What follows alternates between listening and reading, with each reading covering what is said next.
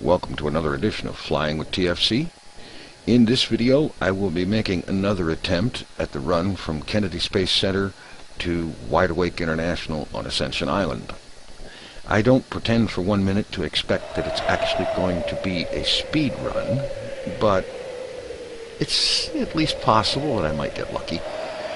In any event, what I'm going to be going for here System reset. is to simply get there intact. Because I've only managed to do that once before, and I wasn't recording when it happened.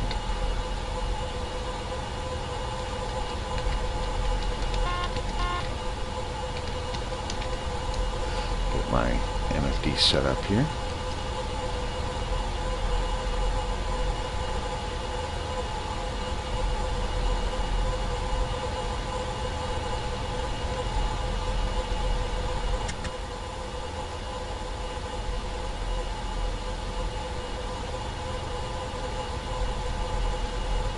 Everything situated, and just in case I get lucky, I will be recording the flight recording.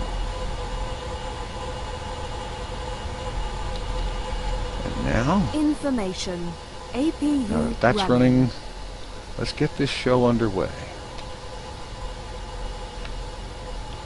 For the flight, I will be muting my microphone, and perhaps I will offer some commentary in post-production. Pitch on.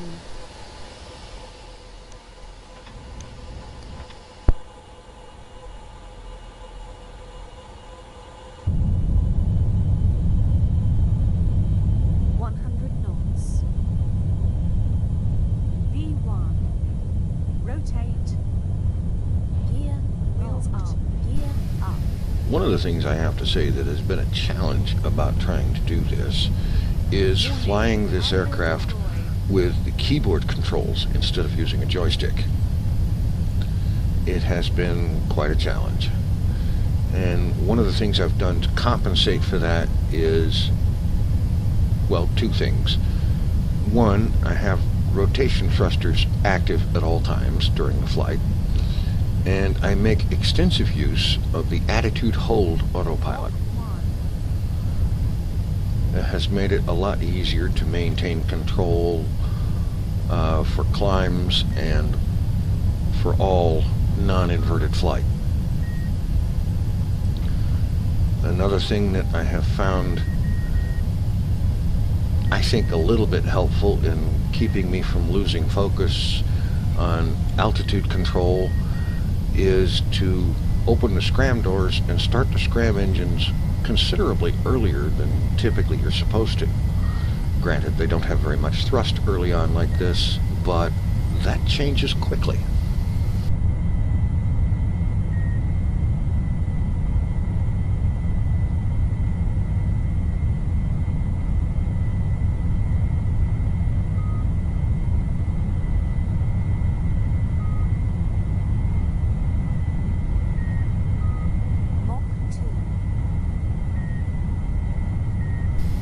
Here, as I pass through Mach 3, the scram engines begin to become fully effective, and I'm climbing like crazy.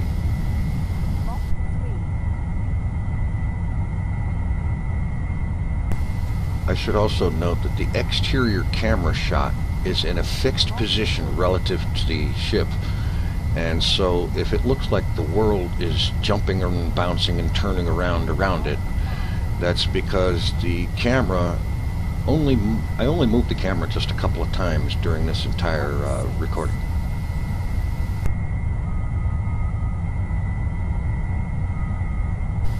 Now here's one of the parts of the flight that's always been kind of tricky, is pitching down quickly enough to get leveled out, but not so quickly as to have control problems or heating problems, so that I can be in level flight when it comes time for the rollover to inverted flight.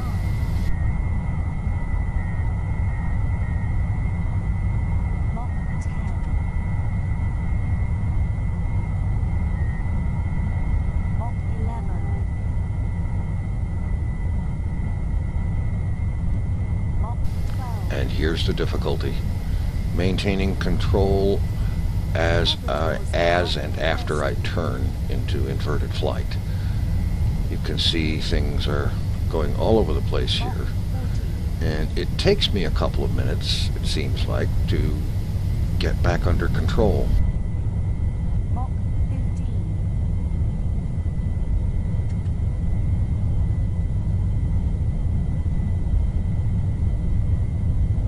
And at one point, I cut the main engines to give myself a little bit of easier time here.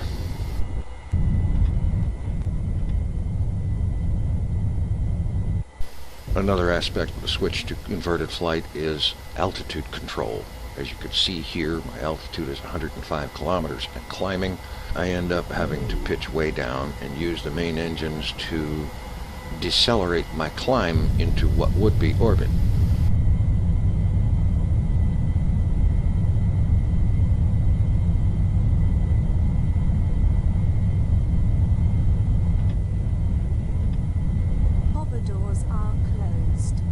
Hover doors are closed. That's another problem with flying with a keyboard instead of a joystick. It's too easy to inadvertently hit the insert and delete keys on the numeric keypad, which happen to be the controls for increasing and reducing hover thrust. Hover doors, of course, are closed because they're not used in this flight. I've also had several times where I would hit the 1-3 and yaw severely to one side or the other, such as when I'm coming out of that inverted roll or into that inverted roll, and the ship's attitude goes all over the place and I very nearly lose control.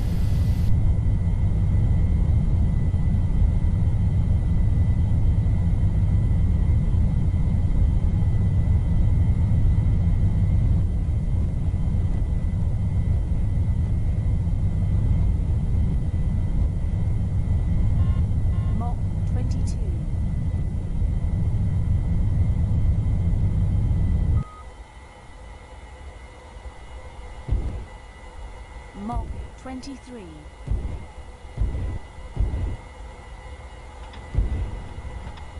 Now here my altitude is going down at a really precipitous rate, and as the scram engines get shut down, my altitude is approaching 500 meters per second downward, which at 85 kilometers is not bad, but it needs attention. Warning, fuel dump. Mach 23. Warning, fuel dump. Warning, scram fuel low. Warning, scram fuel depleted.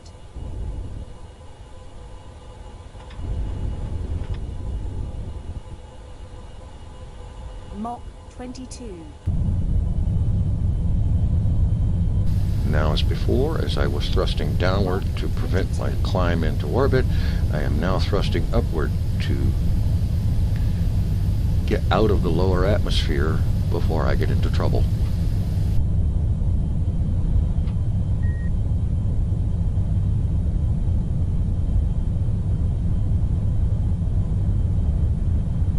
Rolling back up right now because the lower part of the aircraft can withstand the heat a whole lot better, and it's getting really hot out there because I got too low.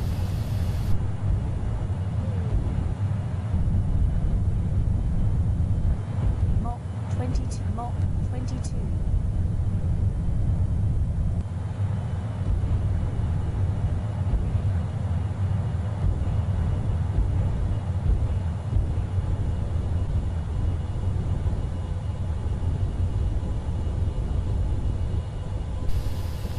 Thermal problems under control, roll back inverted to get some control over the altitude before I pass 70 or 75 kilometers. Now the next several minutes of the flight, it was actually almost 15 to 20 minutes in real time. I accelerated the video because there's not comparatively a whole lot going on here, just me maintaining vertical speed control and keeping my altitude under control, which, while it doesn't necessarily look like it right now, it does get a lot better.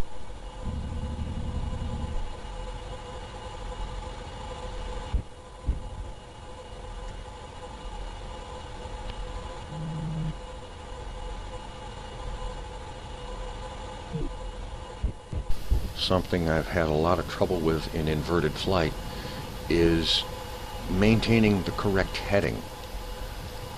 For some reason, I can't seem to manage to pitch the right direction to bring the offset shown in the lower left corner on the HUD down there down to 0. It shows me being on course. Part of the reason is because I'm so high up I can't get any kind of a bite on the atmosphere with the wings and control surfaces. The other part is no matter which way I pitch when I am low enough, it doesn't do any good. At least not until after re-entry. Things do improve then.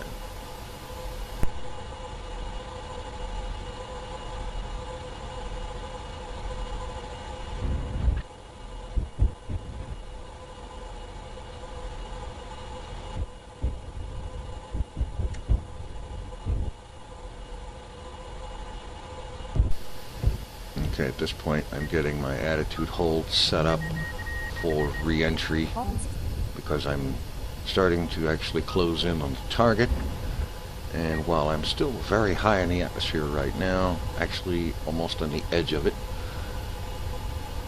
I'm going to be coming down low and getting very hot very soon as I begin re-entry.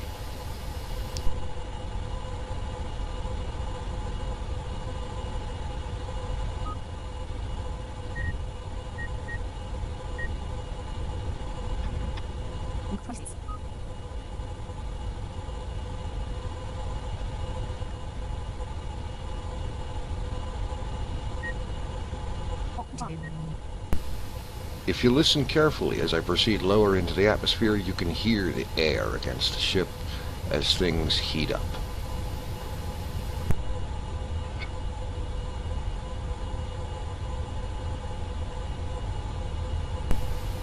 I'm still moving forward here, but I've got the ship pitched back at a 45-degree angle of attack, which will allow me to present the bottom of the ship towards the atmosphere, sort of pancaking into the air and presenting a large area to catch the air and slow the ship down quickly. Of course, this makes things get kind of warm.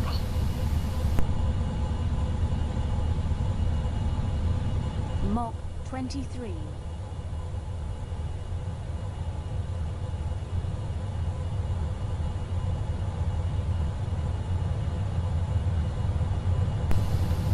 How hot does it get during re-entry? Note the temperature display, and you can see how hot it gets. Also note those temperatures are in degrees C.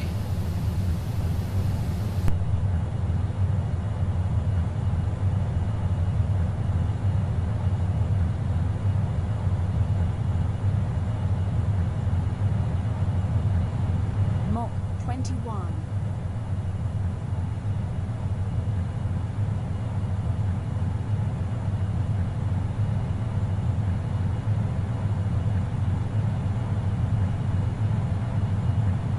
Mach 20.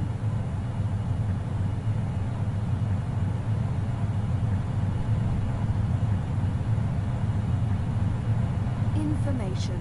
APU fuel 80%. 19.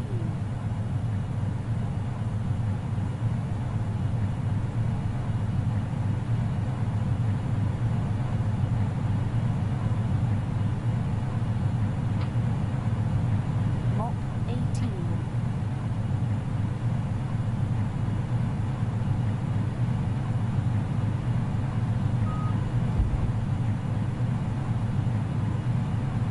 Mach 17.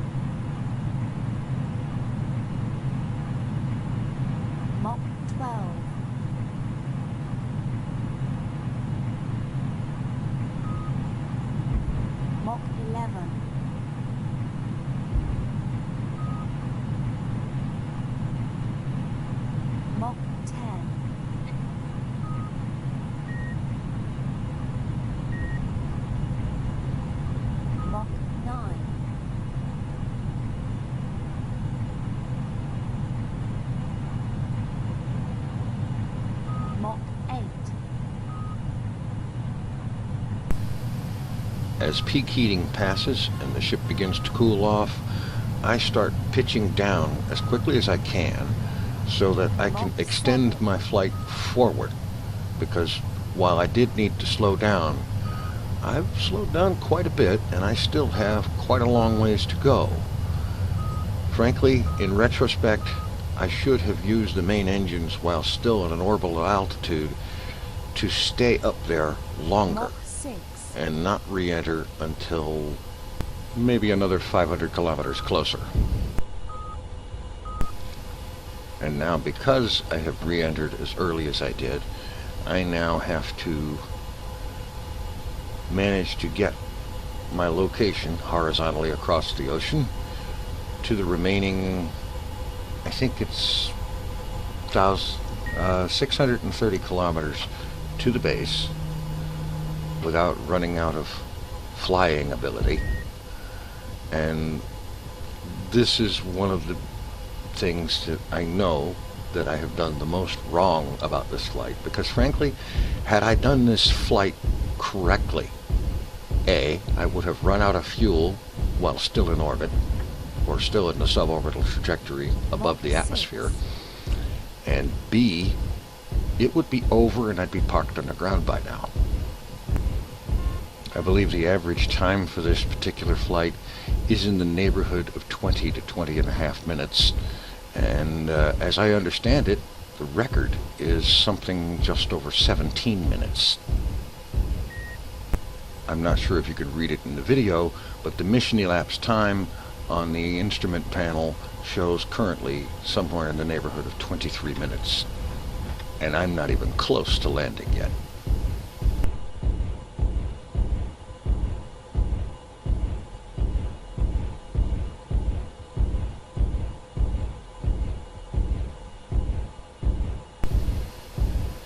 You'll notice that after descending the first time and going through re-entry, I have literally bounced off of the atmosphere and gained considerable altitude, and now I am having to descend again.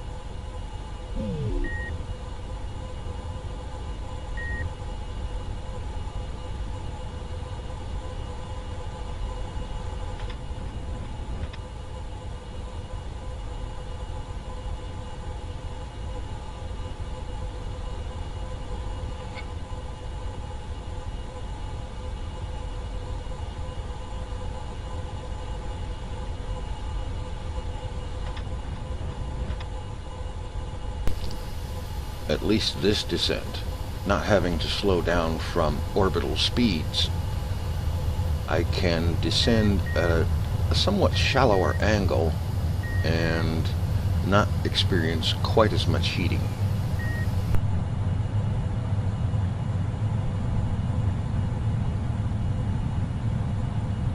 Mach 5.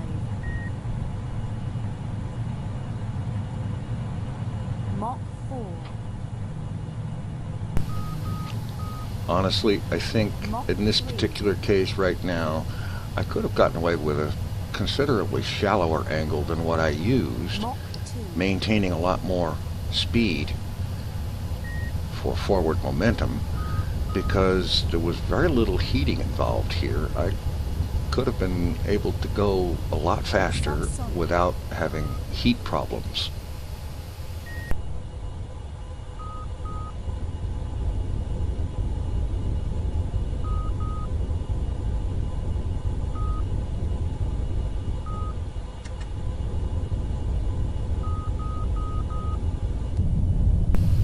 And here you can see the price of having slowed down too much. I now have to resort to using the main engines to accelerate to a decent flying speed, because I was almost at a stall speed, I'm pretty sure. I don't know what the stall speed of this aircraft is, but I was probably getting pretty close to it. I consider this to be really not good. especially when you consider that this part of the flight, you're not supposed to have any fuel left by this time.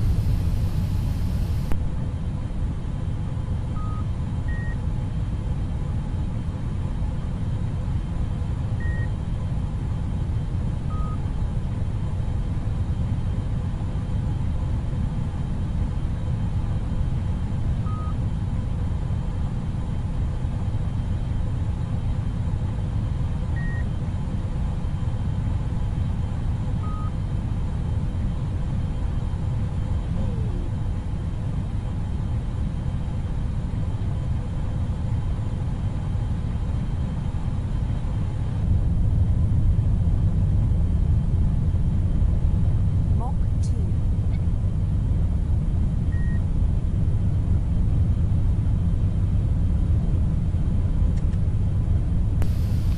And now the only reason I'm getting a heating effect now is because I'm accelerating within the thicker lower atmosphere.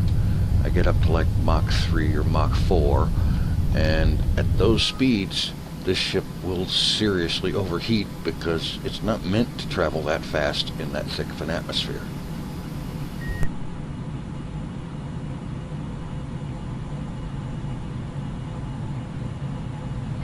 Mach 2.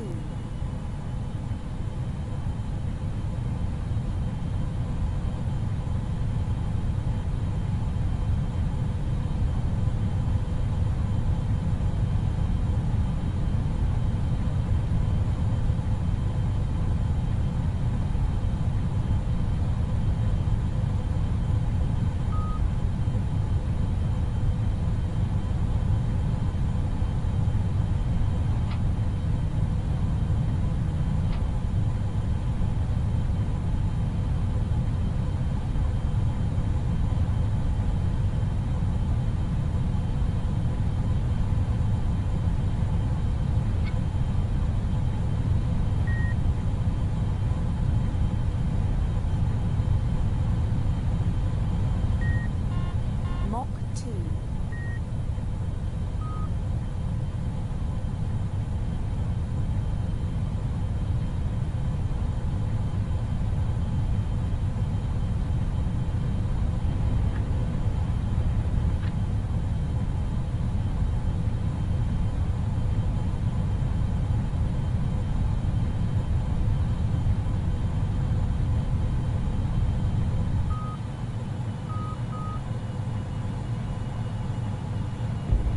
Mach 2.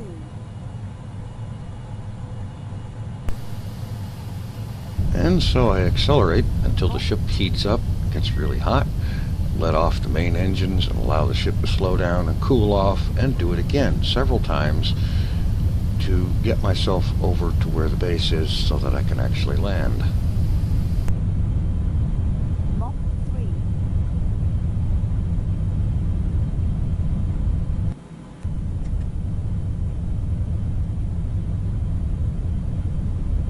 Warning, hull temperature.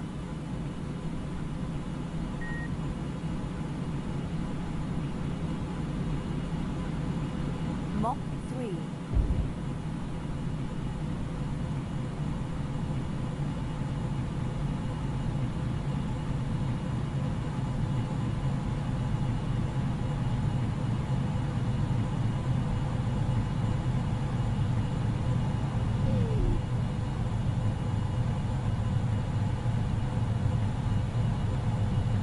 Information. APU fuel 70%. Mach 2.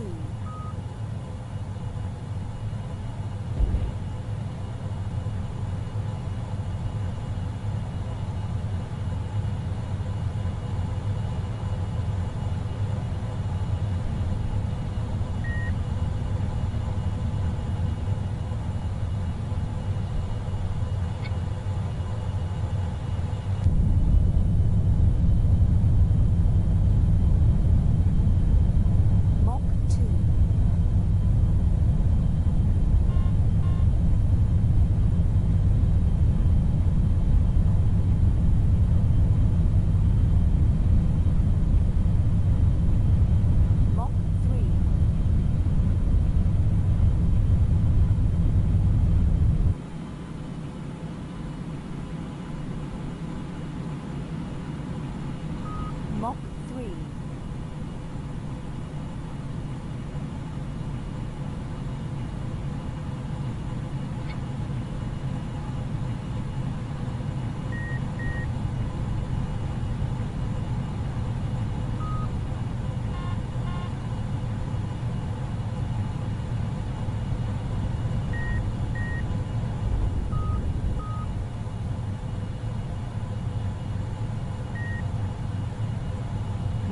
2.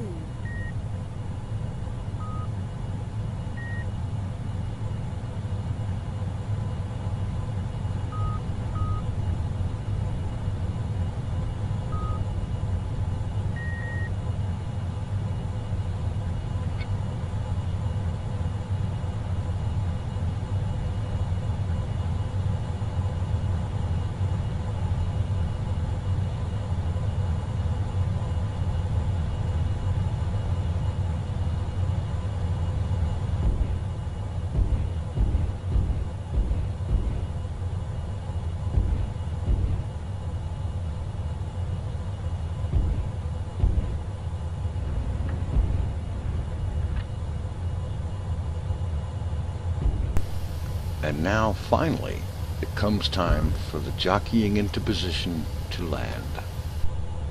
Subsonic.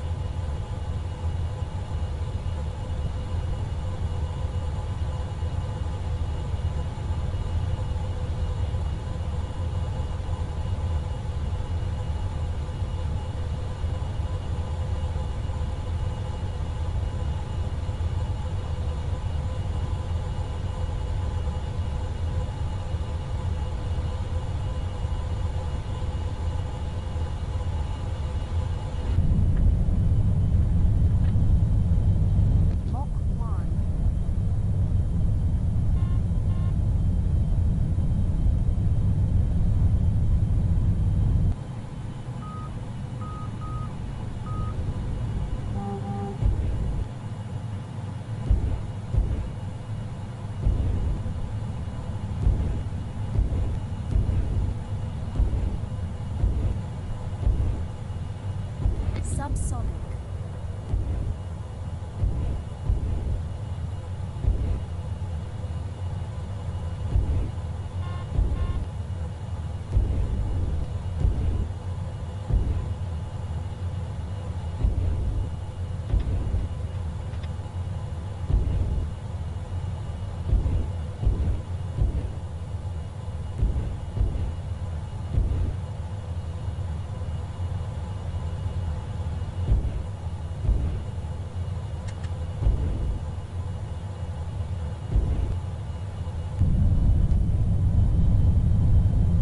Mach 1.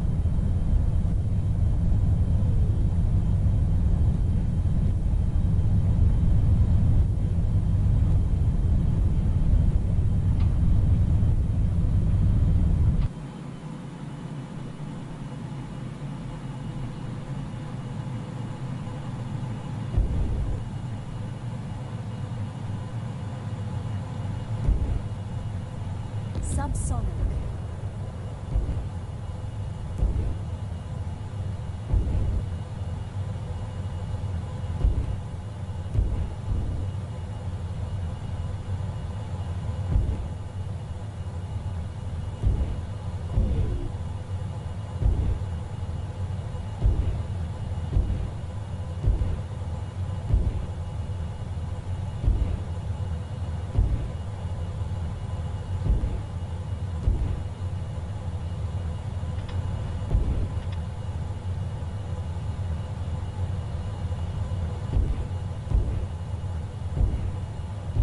5,000.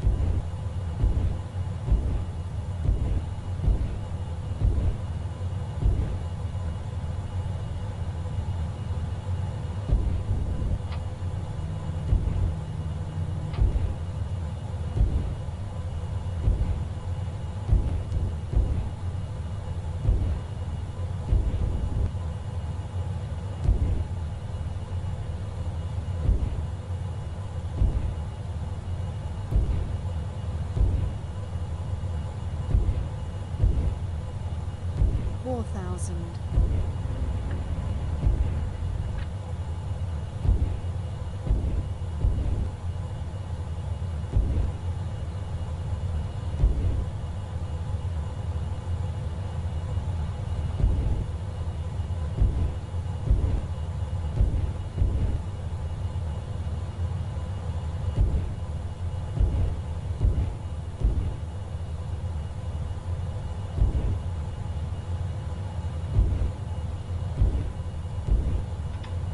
3,000.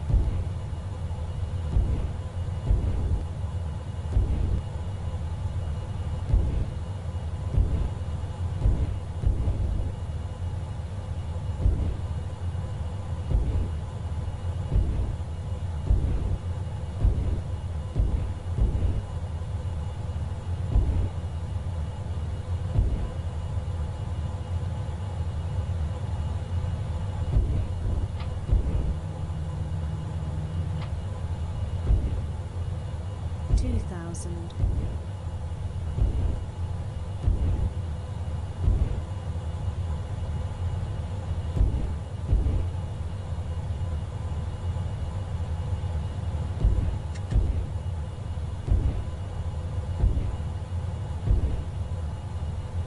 'You are cleared to land.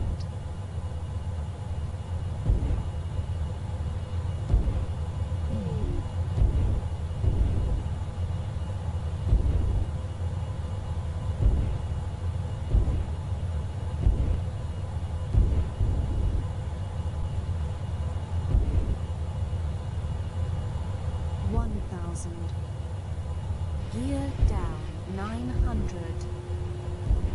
800. 700. Gear down and locked 600. 500. 400. 300. 200. 175. 50. 30. 20. 10. 3. Wheels down.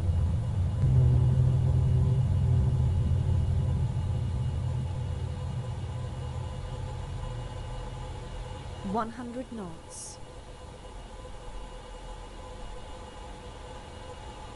Wheel stop. Wheel stop at 43 minutes 30 seconds. Not bad, but it's supposed to be a 20-minute flight. And so we have it. This is the first time that I have ever arrived at Wideawake without any kind of a cheat, without loading extra fuel, and without crashing or burning up. Okay, I didn't quite land on the runway, but after traveling 8,000 kilometers, missing the runway by a few feet is nothing. And now, to work on improving my time. I know I have a ton of improvements to do. Thanks for watching. Take it easy. I'm out of here.